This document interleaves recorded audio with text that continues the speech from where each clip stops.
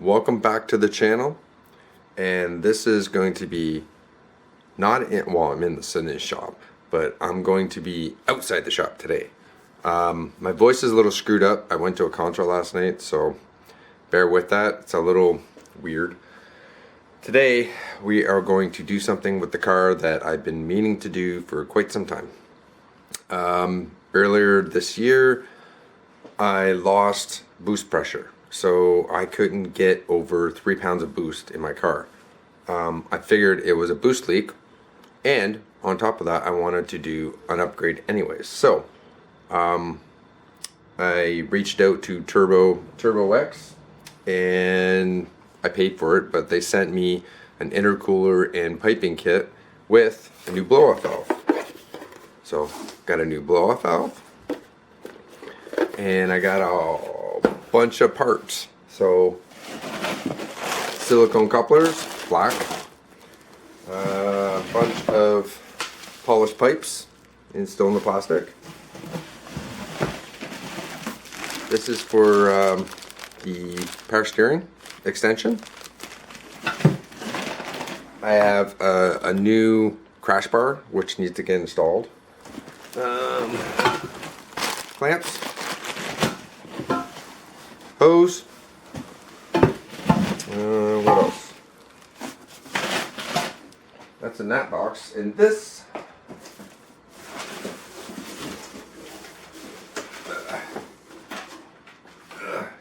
box is the actual intercooler.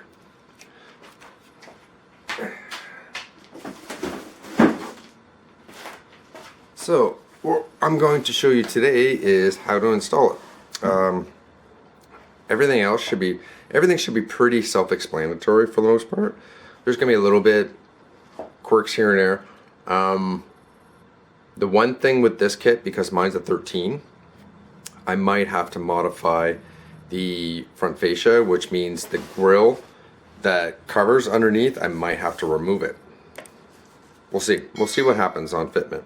Like I said, around here it's middle of November, so I'll probably have another 2 weeks worth of driving the car before I just say put it away. It gets too cold, everything slides everywhere, so I put it away for, like, I don't know, 4 months, something like that. So I'm going to show you how to do this so I can hopefully this fixes the boost leak. If it doesn't, then I gotta try something else, but this is an upgrade I'm doing anyways. So I'm gonna show you how to do it, and let's get started. Okay, so the first order of business would be to take your snorkel and your fascia off. If you don't know how to do that, I have a video right there that do it. It's pretty simple. You got these stupid little push clips. You take 4 of these out for the snorkel, and then there's 2 on top for the fascia. And then there's one here on this wheel well cover. 2 on either side. 2 8mm screws or bolts that go right here. And it's just clips. Pull it off. Next thing we're going to do, we're going to release the power steering cooling. These are 2 10mm.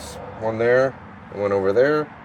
After that, I'm going to start taking piping off. Like I said, most of this is going to be 10s and 12s as far as socket size. These are 10s, these are going to be 12s, these are 12. So we'll just kind of play it like that. So first we're going to take this off, and then I might take this off, both ends, to get the clamps off, to get the piping out. So I'm going to start, and I'll let you know if there's any issues. Okay. A little update. In order to get the coolant lines, or not coolant, the power steering lines out of the way, there's one more bolt that's up here that will get it out of the way. I've also undone the actual intercooler elbows on either side, and I'm about to take off the crash bar to get the intercooler to take it off. Crash bar is 12. Except for this one. There's a little nut on top on either side, that's a 10. And then there's 1, 2, 3 nuts on, or bolts on either side with a 12. Take that off. Also, there's going to be probably some zip ties for the wiring that goes from side to side. Just need to clip that off to get the whole crash bar off. So as you can see, well, I'm hoping you can see, crash bar's taken off. Now it's a point of getting the intercooler off, which is 2 bolts on the other side. Comes right off. So intercooler's out. I'm gonna take cold side piping first. I've already took off one of the clamps. There is a map sensor down there that once you get the piping up, you have to unplug and then take off, and it gets relocated on the new piping. Who has seen these stupid little things? I gotta literally take like vice grips to it. It's so dumb. I don't know if it looks aftermarket, so I don't know, somebody had a problem earlier and just replaced it. It's a weird one. So I'm gonna take out the cold side first. So again, I oriented this so that if you need to do service later, you could still get at this clip, no problem. So just kind of play with it a little bit and see what you like. Okay, so this is the new crash bar, and you're going to use the same hardware that you had. These little fins stay right there. They're going to be in your way, so they have to come out. You might be able to modify it to get half the fin in. I don't know. This horn has to get relocated. There's a hole up here. Just find a nut for it and relocate it up there. This one should get bent in a little bit, but that's no big deal. And that's pretty much it. You use the same hardware, and the only thing you're really going to lose out is these fins. So yeah, bolt it in, and okay, crash bar is in. Key note is to thread them all in first, because this one was a pain in the ass to get in. I had to really modify it. So just to give you a perspective of difference on cores, in front of me is both of them. So stock, new. Look at the size difference. It's incredible. So to mount these, you can see it's top mounted. So 4, I got 2 there, got the slots, and that's it. So let's get at it. I think it's 12 also. Okay, intercooler is mounted. The bolts that they give you are poop. They are not even close to long enough. You might get 1 thread in. That's it. So I had to make my own bolts. I set this all the way back, so that way hopefully there's no fascia issues. And the hose that they give you for the coolant, I don't know, like this one, all I got to really do is just modify that side or that side to get this to remount stock side, or like without using that. So I'm gonna discard that. That's kind of useless, and gonna do that. The other thing I did off camera was that I installed the cold side. So it's personal preference on which direction you want your clamps. I want them easily accessed. So see, those two are running in the same direction. It's 2 pieces on this one, so it's just a straight coupler on that one.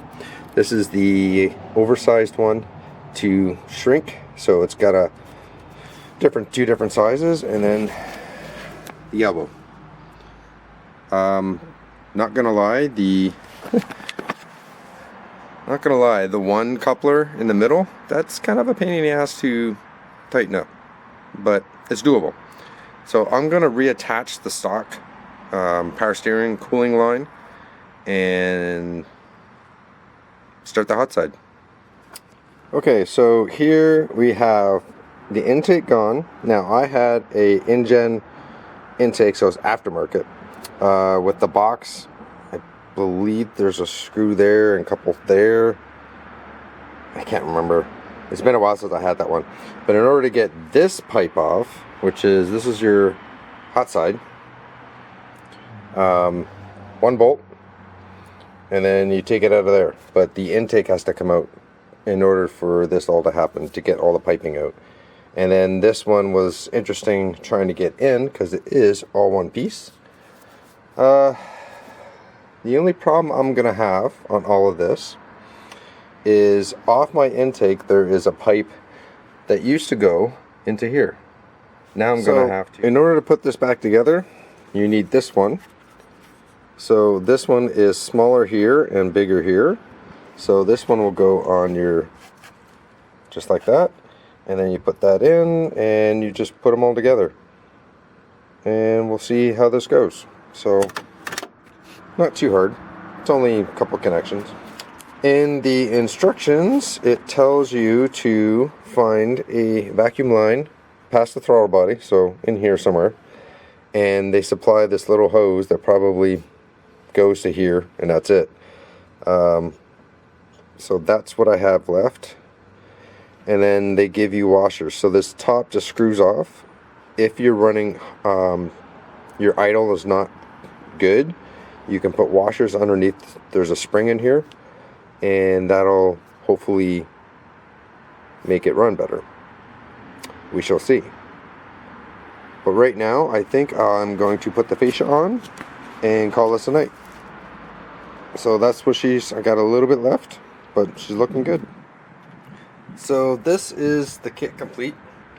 In the kit, it came with this little section of rubber hose, and it said tie into a vacuum line at the intake. Well, as you see, it doesn't even come close. So I had to buy more vacuum line, and I ran it all the way over here to the original source.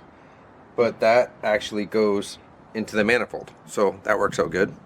And then the other thing I had to do, I had to go cut off some of the hose and plug it with like a sprinkler plug. So that's plugged. The other part of the kit that they give you these washers. The Allen keys to tighten the actual. Oh no, that's for the interior. So these washers, what these washers do, if you start your car, once your kit is complete, you start it and it runs rough idle. You take the blow off valve, so you take this part off, you unscrew it, well, you gotta unscrew this, and there's a spring in there. These washers, you do it probably one at a time. You go underneath the spring, put everything back together, try it out. If it still runs rough, take it apart, do it again until it runs nice and smooth. For me, I didn't have to do nothing. I started, she fired up right away, and she smooth idled the whole time. So I'll see. I haven't taken the car for a drive. I brought it up to temperature. It seems good. I won't know for turbo leaks or anything like that until I drive it. So that'll be an update. But that is the kit. Like I said, recap. You can use your bumper, your stock bumper. You don't have to cut anything out of the bumper. You need, for the mounts itself, for the intercooler, you need longer bolts because what they supply you are too short. You literally have one thread. You're gonna need some 4mm vacuum line. It's cheap. I think it was like 80 cents a foot. I got 3 feet. And that's pretty much it. Everything else is pretty much plug and play. I don't know. I can't give, until I drive the car, I can't give my overall opinion, but I'm hoping it works. I hope I have my turbo back. And it looks good. If you look underneath, it looks like, I shall show you.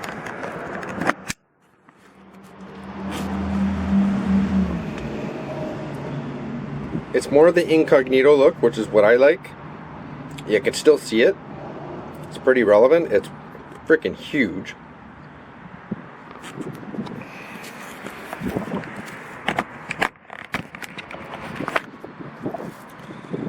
So yeah, hope everybody liked it. A little tutorial on how to do this. It's been sitting in boxes for a while, and I haven't got to this video in a while because weather's been crap on weekends. So this is the kit. I hope you like it. Give me a thumbs up, subscribe, all that fun jazz, and I'll give you an update as far as if it fixed my turbo. See you next time.